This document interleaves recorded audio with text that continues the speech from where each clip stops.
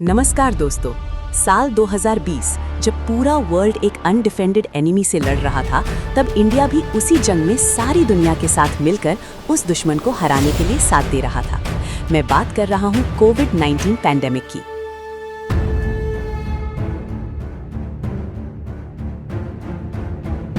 पूरे देश में आज रात 12 बजे से संपूर्ण देश में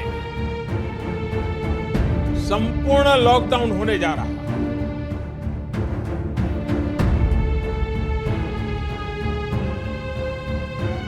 27 मार्च 2020 भारत में लॉकडाउन लग चुका था और सभी को पता है वो समय कितना कठिन रहा है लोगों के लिए। पर दोस्तों, आपको ये भी पता होगा कि इस कठिनाई से लड़ने के लिए हमारे खुद के पीएम मोदी ने तब एक ट्वीट किया था और यहाँ से होता है पीएम केयर्स फंड का जन्म। अगले कुछ महीनों में बॉलीवुड सेलेब से लेकर एक छोटे बच्चे की गुल्लक तक सबने इसमें पैसे डाले। लेकिन आज फरवरी 10, 2026 को हम एक ऐसी लीगल लड़ाई के बीच खड़े हैं जो इंडिया की ट्रांसपेरेंसी का चेहरा बदल सकती है।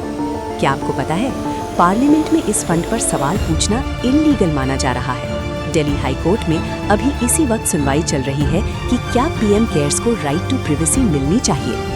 सवाल ये है, अगर ये पैसा पब्लिक का है तो डिटेल्स प्राइवेट क्यों? क्या ये वाकई एक चैरिटेबल ट्रस्ट है या ट्रांसपेरेंसी से बचने का एक स्मार्ट लूप होल? आज ब्रेन डोज पर हम इस पीएम केयर्स मिस्ट्री के हर एक पुर्जे को खोलेंगे।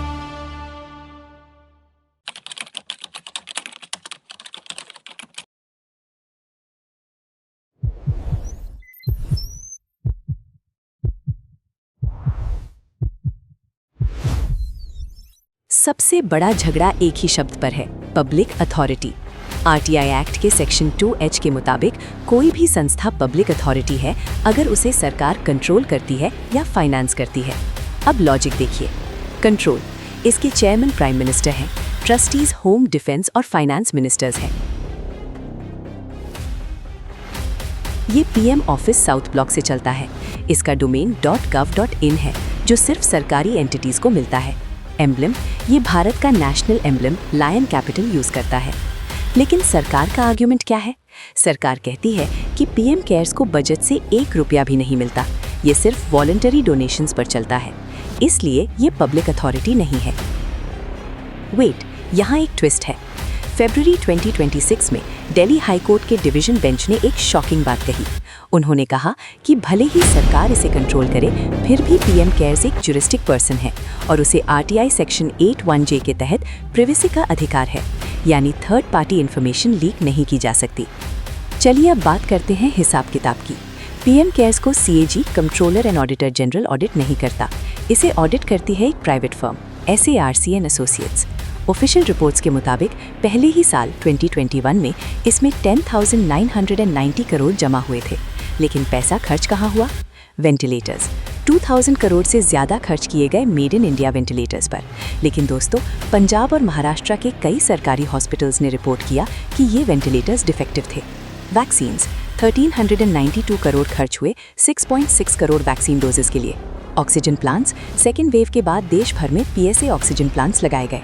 लेकिन कंट्रोवर्सी यहाँ है, PSUs जैसे ONGC, NTPC और इंडियन ऑयल ने हजारों करोड़ इसमें डोनेट किए। सवाल ये है, अगर सरकारी कंपनियों का पैसा इसमें जा रहा है तो ये प्राइवेट कैसे रह गया? PMNRF ओल्ड रिलीफ फंड में PSUs का डोनेशन अलाउड नहीं था, लेकिन पीएम केयर्स के लिए रूल्स बदल दिए गए। PMNRF में ऑपोजिशन लीडर और इंडस्ट्री एक्सपर्ट्स, टाटा ट्रस्ट्स भी होते थे, लेकिन पीएम केयर्स में सिर्फ सरकार के लोग हैं। इससे चेक इन बैलेंस खत्म हो जाता है। क्या ये ट्रांसपेरेंसी के खिलाफ नहीं है? आज की सबसे बड़ी अपडेट ये है कि पार्लियामेंट में ऑपोजिशन ने जब पीएम केयर्स के ऑडिट की मांग की तो स्पीकर ने उसे नॉट परमिसिबल कहकर खारिज कर दिया। दोस्तों, ये मुद्दा सिर्फ पॉलिटिक्स का नहीं है, ये आपके और हमारे पैसे का है। अगर हम 10 रुपये भी डोनेट करते हैं तो हमें ये जानने का हक है कि वो पैसा कहाँ गया।